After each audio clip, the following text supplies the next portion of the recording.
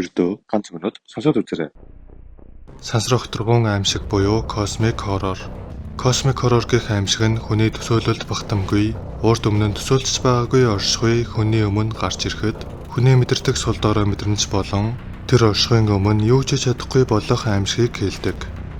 Яг л аврах том юу мэддэггүй зүйл хүний өмнө гарч ирэхэд би юу ч биш байж, энэ оршихуйн дэргэд биш оргоолж төдийх нь л зүйл байж гих айдас болон мэдрэмжийг космик хоррор гэдэг аж. Гэхдээ уг мэдрэмжийг хүн бодит амьдрал дээр бараг л мэдрэх боломжгүй бөгөөд космик хоррор төрлийн кино хийлээ гэж бодоход хүн бодит амьдрал дээр хайр болон хацал шиг уг мэдрэмжийг мэдэрч байгаагүй учраас кинон дээрээс космик хоррорыг гүйцэд мэдрэх боломжгүй аж. Харин энэ айдсыг мэдэрсэн хүмүүс ихэвчлэн зүүдэндээ мэдэрсэн байдаг бөгөөд тэр зүүд нь мартагдашгүй хард арсан зүүд байсан гэдэг. Харин таны хувьд космик хоррорыг мэдрэхийг хүсэж байна уу?